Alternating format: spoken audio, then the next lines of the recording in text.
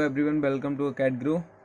अगर आप इस चैनल पर नए हो तो चैनल को सब्सक्राइब कर लें और अपने फ्रेंड्स को भी शेयर करें। लेक्चर 1 के जो गॉस के नियम का लेक्चर 1 था, उसके आगे लेक्चर 2 में कंटिन्यू करेंगे। ये लेक्चर 2 है गॉस के नियम चैप्टर का। तो इसमें जो मेन कॉन्सेप्ट है विद्युत फ्लक्स, जिसे इंग्लिश में बोलते हैं इलेक्ट्रिक फ्लक्स, इसके बारे में डिस्कस करेंगे कि इलेक्ट्रिक फ्लक्स क्या होता है और इस पे कैसे कैसे क्वेश्चन बनते हैं। तो इलेक्ट्रिक फ्लक्स के बारे में देखेंगे, जो कि आप लोगों को स्क्रीन पे दिख रहा होगा। तो विद्युत फ्लक्स विद्युत क्षेत्र का गुण है, मतलब कि जो विद्युत क्षेत्र के बारे में पढ़ा था उसी का एक प्रॉपर्टी यानी कि गुण है विद्युत फ्लक्स। तो इसको क्या नीचे जो है वो क्या है, विद्युत क्षेत्र में स्थित किसी काल्पनिक पृष्ठ पर विद्युत फ्लक्स उस पृष्ठ से होकर गुजरने वाली विद्युत बल रेखाओं की संख्या की माप है। इसे फाई से निरूपित करते हैं। इसका कहने का मतलब इस स्टेटमेंट का है कि कोई भी अगर काल्पनिक पृष्ठ यानी कि कोई भी क्षेत्रफल लें और उस क्षेत्रफल से विद्युत बल रेखाएं गुजरें तो उनकी जो संख्याएं होंगी यानी कि विद्युत बल रेखाओं की संख्या को ही हम कहते हैं विद्युत फ्लक्स। जो किसी भी काल्पनिक पृष्ठ से गुजरने वाली विद्युत बल रेखाओं की संख्या को ही विद्युत फ्लक्स कहते हैं। तो इसके स्टेटमेंट को देखेंगे, यहाँ पे जो लिखा हुआ है वो जो डायग्राम बनाएंगे हम लोग वही सब कुछ लिखा हुआ है कि एक असमान विद्युत क्षेत्र विद्युत बल रेखाओं द्वारा निरूपित किया गया है। माना कि इस क्षेत्र से एक काल्पनिक स्वच्छ पृष्ठ स्थित है तथा डीए एक पृष्ठ अवयव है। पृष्ठ अवयव डीए इतना छोटा है कि इसे समतल मान सकते हैं तथा इस पर विद्युत क्षेत्र को एक समान मान सकते हैं। पृष्ठ अवयव डीए को एक क्षेत्रफल सदिश से निरूपित किया जाता है। तो ये सब कुछ लिखा हुआ है।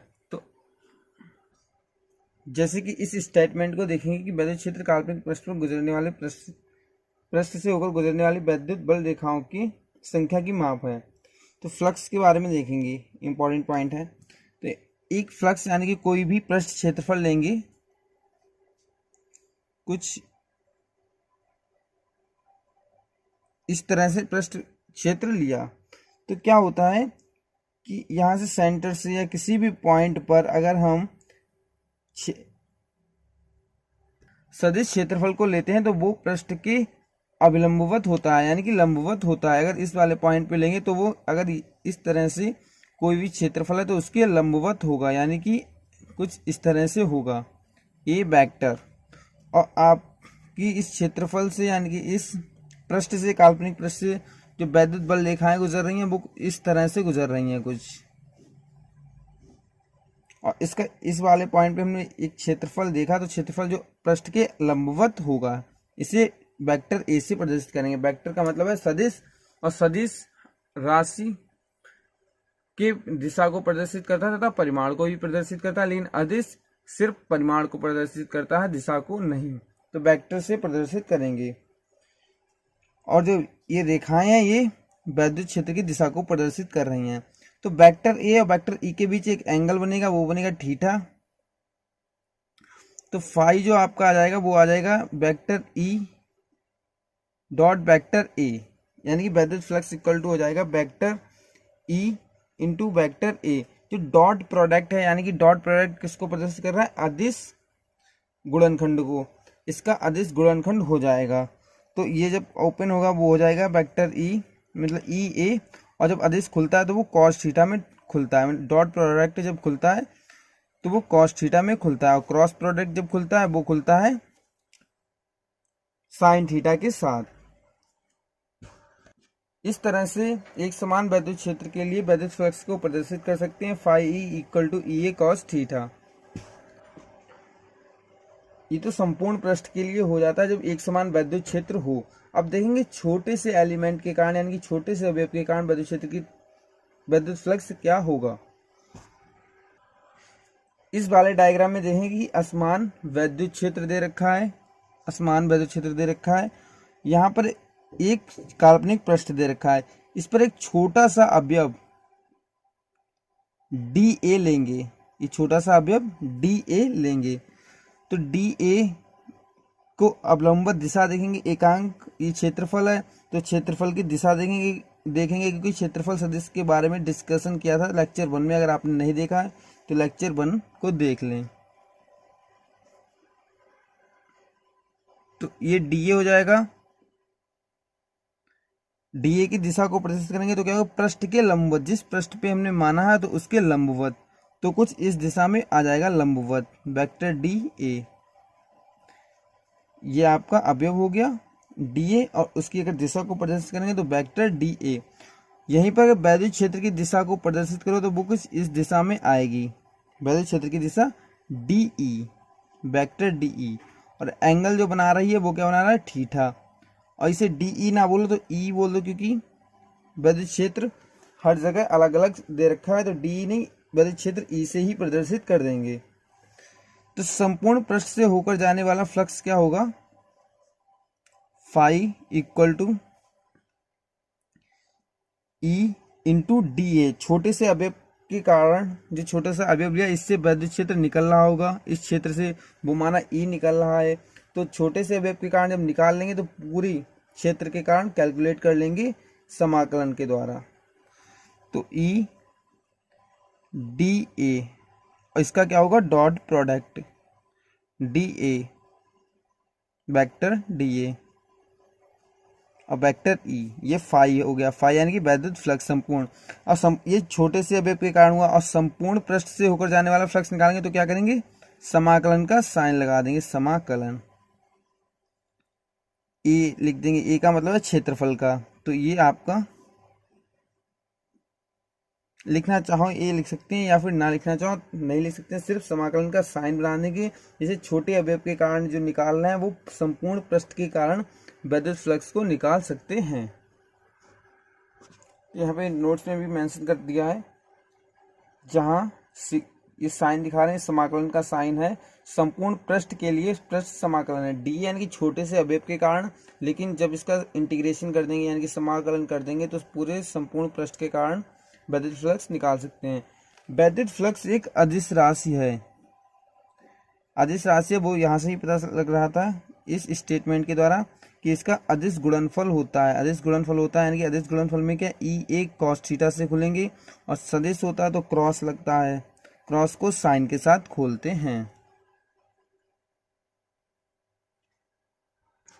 नेक्स्ट नोट में लिखा हुआ है, यदि वैद्युत बल रेखाएं पृष्ठ से बाहर निकल रही हैं तब वैद्युत फ्लक्स फाई धनात्मक होता है, यदि वे पृष्ठ में प्रवेश कर रही हैं तब वैद्युत फ्लक्स फाई ऋणात्मक होता है। यानी कि कोई भी पृष्ठ दे रखा हो उसमें अगर वैद्युत बल रेखाएं जा रही हो तो क्या फ्लक्स होगा, वो निगेटिव होगा। और यदि पृष्ठ से प्रवेश कर रही हैं तब वैद्युत फाई ऋणात्मक होगा, और जब बाहर की ओर निकल रही हो पृष्ठ से तो धनात्मक होता है वैद्युत फ्लक्स। जो ऊपर देखा वो देखा था ओपन बॉडी यानी कि खुली निकाय के लिए, खुले निकाय के लिए वैद्युत फ्लक्स को ऐसे डिनोट कर देते हैं। लेकिन यदि वैद्युत क्षेत्र में स्थित पृष्ठ एक बंद पृष्ठ है, वैद्युत क्षेत्र में स्थित एक पृष्ठ बंद पृष्ठ है, अर्थात किसी आयतन को परिबद्ध कर रहा है, तब इस पृष्ठ से होकर गुजरने वाला नेट वैद्युत फ्लक्स, यानी कि यदि बंद पृष्ठ हो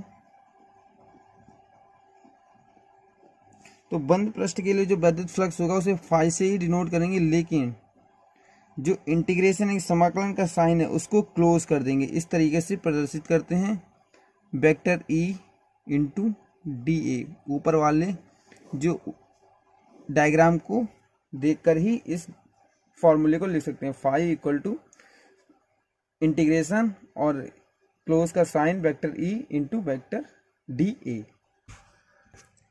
वैद्युत फ्लक्स का मात्रक देखेंगे क्या होता है तथा विमा। तो मात्रक देखेंगे, यहाँ पे लिखा ई डी ए, तो ई डी ए का मतलब है, ई के लिए हम फॉर्मूला जानते हैं, E equal to F upon Q, जो कि पहले चैप्टर में पढ़ा था। तो एफ क्या है, force, E into D A दे रखा है। एफ क्या है, फोर्स, तो फोर्स का मात्रक क्या होता है, न्यूटन। आवेश, आवेश का मात्रक क्या होता है, कूलाम। इंटू ये दे रखा है क्षेत्रफल, क्षेत्रफल का मात्रक होता है मीटर, इसको मीटर, मीटर स्क्वायर, तो मीटर स्क्वायर, तो इसका जो मात्रक हो जाता है newton upon coulomb metre square. ये इसका एक मात्रक हो जाता है। इसको लिखना चाहो तो ऐसे भी लिख सकते हो, न्यूटन को एन से डिनोट कर दो, मीटर को एम से, मीटर स्क्वायर, और सी को कूलाम, कूलाम को सी से डिनोट कर दो, कूलाम ऊपर जाएगा तो माइनस में घात हो जाएगी, तो ये इसका मात्रक हो जाता है।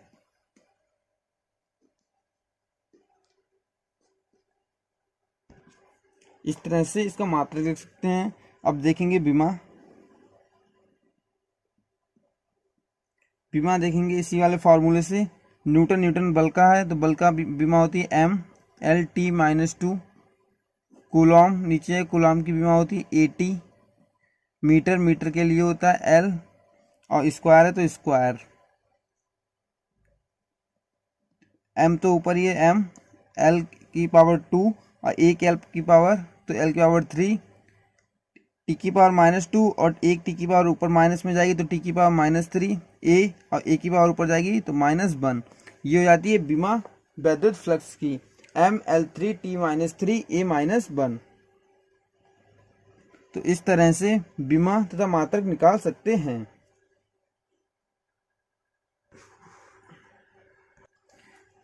वैद्युत फ्लक्स की अब विशेष स्थितियां देखेंगे क्या क्या हो सकती हैं। तो इसमें देखेंगे यदि वेक्टर ई यानी कि वैद्युत क्षेत्र तथा वेक्टर ए यानी कि क्षेत्रफल लंबवत हो, तो लंबवत हो यानी कि जो फाई थीटा एंगल हो इनके बीच का वो कितना होगा 90। तो इसका जो फाई का जो गुणनफल होता है वो होता है अदिश गुणनफल, तो वेक्टर ई इंटू वेक्टर ए, अदिश गुणनफल को खोलते हैं ई ए कॉस थीटा, और थीटा की वैल्यू होगी 90 यानी कि ई ए कॉस 90, और कॉस 90 की वैल्यू होती है 0, तो फाई क्या होगा 0, यानी कि उस स्थिति में वैद्युत फ्लक्स क्या होगा 0, जब वेक्टर ई तथा वेक्टर ए एक दूसरे के लंबवत होंगे। सेकेंड कंडीशन क्या हो सकती है, यदि वेक्टर ई तथा वेक्टर ए परस्पर समांतर हो, यानी कि समांतर हो यानी कि फाई बराबर थीटा बराबर 0, यानी कि समांतर में हो। कहने का मतलब वेक्टर ई और वेक्टर ए समांतर हो यानी कि एंगल 0, और यदि यहां से अगर कोई भी क्षेत्रफल दे रखा है उसमें क्षेत्रफल अगर लेंगे किसी भी पृष्ठ पर तो क्या होगा बिल्कुल लंबवत आएगा पृष्ठ के, तो ए और वैद्युत क्षेत्र की रेखाएं कुछ इस तरह से दे रखी हैं। तो एंड इस वाले डायग्राम में अगर देखना चाहें तो यदि वैद्युत क्षेत्र की रेखाएं ऐसे दे रखी हों और वैद्युत क्षेत्र कुछ इस तरह से हो परपेंडिकुलर, ये वैद्युत क्षेत्र है और ये इलेक्ट्रिक फील्ड, तो क्या 90 का एंगल बन रहा है, तो 90 का बन रहा है तो 0 होगा, और यहाँ पे थीटा 0 बनेगा, और यहाँ पे 90 का एंगल बनेगा, क्योंकि ये बिल्कुल परस्पर लंबवत हैं। तो यहाँ पे क्या लिख सकते हैं, phi equal to vector E into vector A, क्योंकि इसका अदिश गुणनफल है, अदिश गुणनफल को डॉट के द्वारा प्रदर्शित करते हैं। इसको खोलेंगे तो vector E A cos theta, cos theta को लिखेंगे 0, तो ए कॉस 0, तो जो फाई की वैल्यू आ जाएगी वो आ जाएगी ई ए, यानी कि अगर ये समांतर हैं तो वैद्युत फ्लक्स का मान होगा ई ए। तो इसकी ये दो विशेष स्थितियां बनती हैं। नेक्स्ट देखेंगे कि वैद्युत फ्लक्स है वो निर्भर किस पर करता है, कि वैद्युत फ्लक्स का जो मान है वो चेंज कैसे होगा और किन किन एलिमेंट पे डिपेंड है। तो कुछ इस तरह से डायग्राम बने हुए हैं जिससे कि आपको अच्छे से विजुअलाइजेशन हो जाएगा और अच्छे से समझ आ जाएगा। जी कि फ्लक्स का फॉर्मूला होता है वो होता है ई वेक्टर इंटू डी, या फिर ए वेक्टर के लिए लिखें यानी संपूर्ण पृष्ठ के लिए तो ई वेक्टर ए लिख सकते हैं। तो इसको अगर लिखना चाहें तो ई ए कॉस थीटा, क्योंकि डॉट प्रोडक्ट को हटाएंगे तो कॉस थीटा आ जाएगा। तो ये फॉर्मूला होता है। तो फाई किस पर डिपेंड कर रहा है, ई पर कर रहा है यानी कि वैद्युत क्षेत्र पर कर रहा है, ए क्षेत्रफल पर कर रहा है और थीटा पे कर रहा है।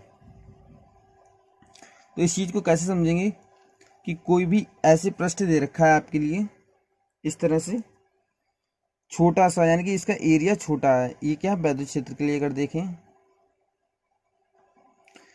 तो इसमें वैद्युत क्षेत्र की दिशा के हिसाब से कुछ ऐसे वैद्युत क्षेत्र की दिशा के हिसाब से वैद्युत बल रेखाएं निकल रही हैं। क्षेत्रफल छोटा है तो वैद्युत बल रेखाएं भी कम निकलेंगी, और यदि क्षेत्रफल बड़ा है तो वैद्युत बल रेखाएं भी ज्यादा निकलेंगी। कुछ इस तरह से वैद्युत बल रेखाएं, अर्थात बड़ा पृष्ठ होगा उसके लिए फाई का मान ज्यादा होगा और छोटा पृष्ठ होगा उसके लिए फाई का मान कम होगा, यानी कि यह ई पर डिपेंड कर रहा है। इस वाले पृष्ठ को देखिए, छोटा सा पृष्ठ है तो इससे वैद्युत बल रेखाओं की संख्या कम है और इससे वैद्युत बल रेखाओं की संख्या ज्यादा है, अर्थात बड़े पृष्ठ के लिए वैद्युत फ्लक्स का मान चेंज होगा और छोटे पृष्ठ के लिए भी वैद्युत फ्लक्स का मान चेंज होगा इस वाले फॉर्मूले में जब वैल्यू को रखेंगे। नेक्स्ट देखेंगे क्षेत्रफल के लिए। क्षेत्रफल जब छोटा होगा तो क्षेत्रफल की जो रेखाएं, यानी कि क्षेत्रफल से जो रेखाएं वैद्युत बल रेखाएं होंगी वो कम निकलेंगी, ठीक है। क्षेत्रफल ज्यादा होगा उससे वैद्युत बल रेखाएं ज्यादा निकलेंगी, जिससे इस वाले फॉर्मूले में रख के देखेंगे तो छोटे के लिए वैल्यू कम आएगी और बड़े के क्षेत्रफल के लिए वैल्यू ज्यादा आएगी, यानी कि वेक्टर ए पर भी वैद्युत फ्लक्स डिपेंड करता है। यानी कि वैद्युत फ्लक्स का अगर मान हमें चेंज करना है, कम या ज़्यादा करना है, तो हम ई यानी कि वैद्युत क्षेत्र को कम या ज़्यादा करके कर सकते हैं, या फिर क्षेत्रफल को कम या ज़्यादा करके वैद्युत फ्लक्स के मान में परिवर्तन कर सकते हैं। एंड थीटा से भी क्या इफेक्ट पड़ता है वो भी देखेंगे कि अगर ऐसे वैद्युत क्षेत्र की बल रेखाएं हैं और इस वाले पॉइंट पे ये कुछ इस तरह से बना हुआ है, तो इस वाले पॉइंट पर अगर क्षेत्र देखेंगे तो वो क्या होगा, हमेशा परपेंडिकुलर होता है, तो कुछ इस दिशा में आएगा। तो यहाँ से कुछ एंगल बना रहा होगा थीटा, ई और ए कुछ एंगल बना रहा होगा थीटा, और इस वाले पॉइंट पे क्या होगा, अगर वैद्युत बल रेखाएं ऐसे हैं और इस वाले पॉइंट पे अगर क्षेत्र को देखें तो बिल्कुल इसमें परपेंडिकुलर आएगा, तो कुछ इस दिशा में ही आ जाएगा। यानी यहाँ पे जो एंगल बनाएगा थीटा वो कुछ जीरो का बनाएगा, यानी कि समांतर होगा वैद्युत क्षेत्र तथा वैद्युत बल रेखाओं की। लेकिन इस वाले पॉइंट में जो बनाएगा वो क्या होगा, थीटा इक्वल टू कुछ एंगल होगा, बना रहा होगा, ठीक है। तो इस तरह से क्या कर सकते हैं, ई और ए और कॉस थीटा की मदद से फाई की वैल्यू को चेंज कर सकते हैं, और फाई की वैल्यू इस पर डिपेंड करती है वैद्युत क्षेत्र, एरिया तथा एंगल पर। अब वैद्युत फ्लक्स के जिन कॉन्सेप्ट को पढ़ा है उन कॉन्सेप्ट को क्वेश्चन करके देखेंगे, जिससे कि और क्लैरिटी आएगी कॉन्सेप्ट में। क्वेश्चन आपकी स्क्रीन पर है, सभी सही विकल्प चुनिए यदि एक बंद पृष्ठ से गुजरने वाला वैद्युत फ्लक्स शून्य है तब। एक बंद पृष्ठ है उससे गुजरने वाला वैद्युत फ्लक्स शून्य है तब। जब आप लोग क्वेश्चन को सॉल्व करें तो एक बार पॉज कर दिया करें वीडियो और क्वेश्चन को एक या दो बार अटेम्प्ट किया करें, फिर आप वीडियो को चलाकर उसका आंसर देख लिया करें, जिससे कि आपकी भी प्रैक्टिस हो जाएगी और आप भी एक दो बार क्वेश्चन को ट्राई कर लेंगे। तो इस क्वेश्चन का जो आंसर है वो एक से अधिक ऑप्शन हो सकते हैं, क्योंकि इसमें लिखा हुआ सभी सही विकल्प चुनिए, तो एक से अधिक सही हो सकते हैं। तो ऑप्शन एक ये है कि पृष्ठ के भीतर कोई आवेश नहीं है। ऑप्शन बी ये है पृष्ठ के भीतर नेट आवेश शून्य है। ऑप्शन सी ये है कि पृष्ठ पर वैद्युत क्षेत्र सर्वत्र शून्य है। और ऑप्शन डी है पृष्ठ में प्रवेश करने वाली वैद्युत बल रेखाओं की संख्या पृष्ठ से बाहर निकलने वाली बल रेखाओं की संख्या के बराबर है। तो ये चार ऑप्शन हैं, तो इस क्वेश्चन को अच्छे से समझेंगे।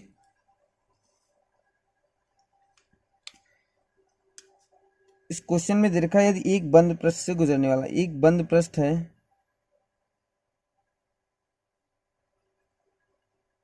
ये सॉल्यूशन है इसका, गुजरने वाला वैद्युत फ्लक्स शून्य दे रखा है।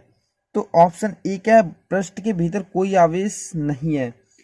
लेकिन ऐसा संभव नहीं है कि यदि आवेश नहीं है तो वैद्युत बल रेखाएं तो उत्पन्न नहीं होगी, ये बात सही है। अगर वैद्युत बल रेखाएं नहीं उत्पन्न होंगी तो वैद्युत फ्लक्स भी नहीं होगा, क्योंकि वैद्युत बल रेखाओं से ही वैद्युत क्षेत्र उत्पन्न होता है। वैद्युत बल रेखाएं वैद्युत क्षेत्र को प्रदर्शित करती हैं। तो इस वाले पॉइंट पे यदि कहीं पर वैद्युत आवेश नहीं है तो वैद्युत क्षेत्र उत्पन्न, तो ऑप्शन ए के अनुसार क्या होगा कि कोई आवेश नहीं हो। लेकिन यदि यहाँ पे कोई क्यू आवेश है, दूसरा माइनस क्यू आवेश है, एक प्लस क्यू आवेश है, तो यहाँ पर नेट बल तो यहाँ पे आवेश तो दे रखा है, लेकिन वैद्युत फ्लक्स क्या होगा, वो शून्य होगा, क्योंकि नेट आवेश है वो शून्य है, क्योंकि एक प्लस का एक माइनस का, तो प्लस और माइनस जीरो हो जाएगा एक प्लस क्यू का, क्योंकि क्यू नेट अगर इस वाले से निकालें तो क्या एक प्लस क्यू एक माइनस क्यू यानी कि जीरो आ जाएगा। तो नेट वैद्युत फ्लक्स क्या है, शून्य। तो नेट वैद्युत फ्लक्स नेट वैद्युत आवेश क्या है, शून्य, और नेट वैद्युत आवेश शून्य तो वैद्युत फ्लक्स शून्य हो सकता है। तो ऑप्शन बी वाला सही है, पृष्ठ के भीतर नेट आवेश शून्य है, क्योंकि पृष्ठ के भीतर कोई आवेश नहीं है। ऐसा नहीं हो सकता है कि कोई आवेश ना हो अगर प्लस क्यू माइनस क्यू हो तो आवेश भी है लेकिन फ्लक्स भी जीरो है। तो कहने का मतलब इस बी वाला ऑप्शन सही हो सकता है कि पृष्ठ के भीतर नेट आवेश शून्य है, जैसे कि आपको समझ में आ रहा होगा। सी वाला क्या, पृष्ठ पर वैद्युत क्षेत्र सर्वत्र शून्य है। अगर पृष्ठ पर वैद्युत क्षेत्र सर्वत्र शून्य है तो उससे भी पृष्ठ के अंदर वैद्युत फ्लक्स पर कोई इफेक्ट नहीं पड़ेगा। लेकिन ऑप्शन डी क्या है, पृष्ठ में प्रवेश करने वाली वैद्युत बल रेखाओं की संख्या पृष्ठ से बाहर निकलने वाली बल रेखाओं की संख्या के बराबर है। यदि पृष्ठ में प्रवेश करने वाली वैद्युत बल रेखाओं की संख्या और पृष्ठ से बाहर निकलने वाली वैद्युत बल रेखाओं की संख्या समान हो तो वहां पर वैद्युत फ्लक्स शून्य होता है। तो यही पूछा था कि एक बंद पृष्ठ से गुजरने वाला वैद्युत फ्लक्स शून्य है तो क्या क्या हो सकता है कि नेट आवेश उसका शून्य हो, या डी वाला कि उसमें जो अंदर जाए वैद्युत बल रेखाएं वो या बाहर जाए वैद्युत बल रेखाएं यानी कि समान हो, तो वहां पर वैद्युत फ्लक्स शून्य होगा। तो ऑप्शन बी और डी करेक्ट होंगे। क्वेश्चन नंबर सेकंड देखेंगे। एल मीटर भुजा का वर्गाकार पृष्ठ कागज के तल में है। एक समान वैद्युत क्षेत्र वेक्टरी बोर्ड पर मीटर भी कागज के तल में वर्गाकार पृष्ठ के नीचे के आधे भाग में सीमित है। एसआई मात्रक में पृष्ठ से संबंधित वैद्युत फ्लक्स बताना है। यानी कि ये कुछ एल लेंथ दे रखी है, एल वर्गाकार, ये जो लेंथ है जिससे कि वैद्युत फ्लक्स वैद्युत क्षेत्र रेखाएं हैं वो L/2 यानी कि आधे पर सीमित है, और ये कुछ आधा ये है L/2। तो आधे से वैद्युत क्षेत्र है, एक समान वैद्युत क्षेत्र है इस आधे क्षेत्रफल में, और आधे में ऐसे ही है, तो आधे से वैद्युत बल रेखाएं निकल रही हैं। तो आपको इसमें बताना है कि वैद्युत फ्लक्स कितना होगा। तो आपको 5 बताना है इस क्वेश्चन में कितनी होगी। तो इस क्वेश्चन को ऐसे ही समझो कि ये कागज दे रखा है, कागज का तल, इसमें एक जैसे कि क्वेश्चन में ही लिखा है वर्गाकार क्षेत्रफल वर्गाकार बना हुआ, उससे आधे में वैद्युत बल रेखाएं निकल रही हैं। तो वैद्युत बल रेखाओं की दिशा क्या है, वेक्टर ई इस दिशा में है, और ये वर्गाकार पृष्ठ दे रखा है, उसका जो क्षेत्रफल होगा वो कुछ इस दिशा में होगा, बाहर की तरफ, जैसे कि आपको अच्छे समझाएं, ऐसे समझो पेन की कैप से कि ये वैद्युत बल रेखाओं की संख्या है, यानी कि वैद्युत क्षेत्र इस दिशा में है, और ये पृष्ठ दे रखा है। तो पृष्ठ का जो क्षेत्रफल होगा वो अवलंबवत होगा, यानी कि ऊपर की तरफ होगा।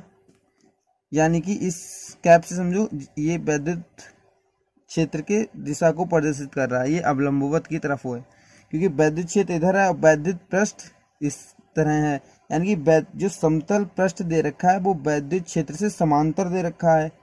वैद्युत क्षेत्र की दिशा ये है और वैद्युत पृष्ठ की दिशा वो है समांतर। और जो वैद्युत पृष्ठ ये दे रखा है तो इसका एकांक सदिश क्या बताता है, हमेशा लंबवत होना चाहिए, जो क्षेत्र की दिशा बताता है।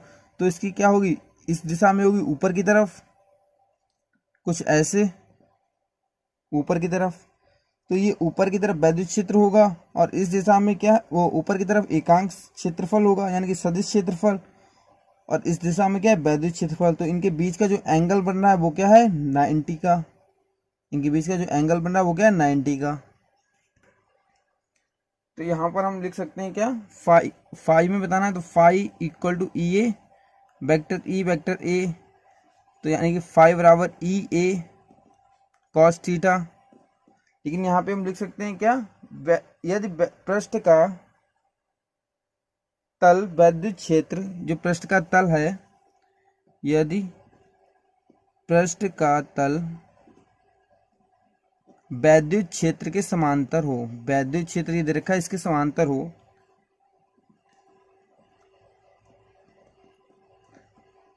यदि वैद्युत क्षेत्र के समांतर पृष्ठ का तल हो तो वैद्युत क्षेत्र की दिशा क्या होती है, ऊपर की तरफ, यानी इस डायग्राम में ऊपर की तरफ होगी क्योंकि अवलंबवत होती है एकांक क्षेत्रफल की दिशा।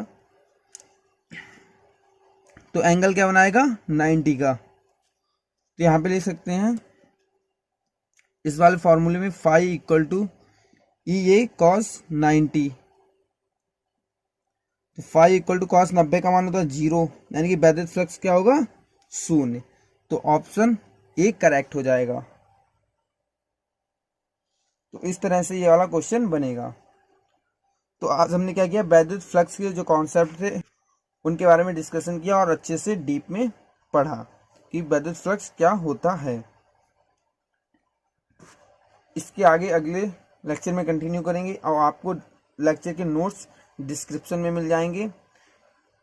वीडियो को ज़्यादा से ज़्यादा लाइक करें, चैनल को सब्सक्राइब करें और शेयर करें। Thank you for watching this video.